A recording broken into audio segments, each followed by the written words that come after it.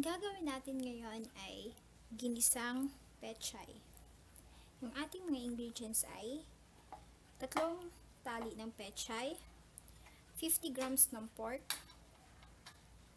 isang medium size ng onion, 4 na perasong bawang, isang malaking perasong kamatis, isang kutsaritang patis, pepper. Ang una natin gagawin ay maglalagay lang tayo ng tubig sa ating kawali, mga kalahating baso ng tubig. Ilalagay lang natin dito yung ating pork.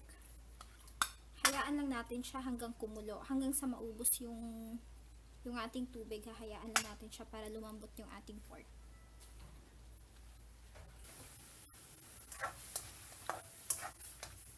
Ngayon, pag napalambot na natin yung ating pork, isi-set aside na natin to.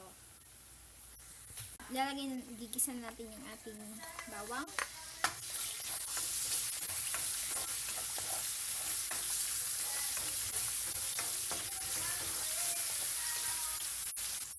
Susunod natin yung ating onion.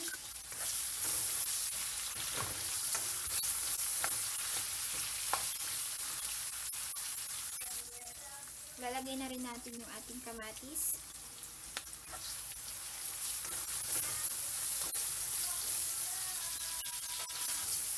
Hintayin lang natin hanggang sila lumambot yung ating kamatis.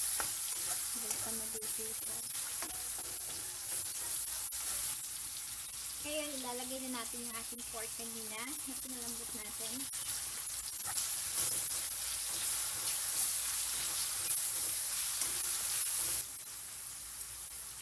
Lalagyan lang natin ito ng pepper.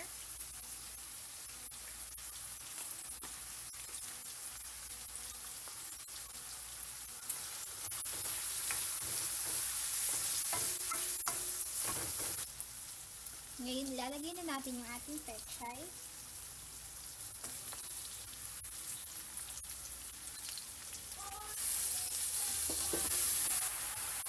Pag nilagay na natin yung ating pechay, tatakpan lang natin siya muna para mag-iito yung ating pechay dahil hindi natin siya makakalo.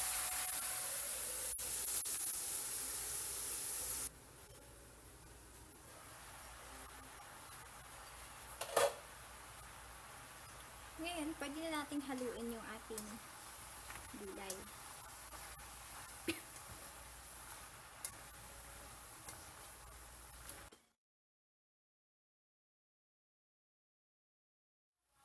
Ngayon, lalagay na natin yung ating patis. Haluin lang natin siya ulit. Simmer lang natin to for 5 minutes, tapos pwede na natin siyang iserve. Ngayon yung ating ginisang pechay.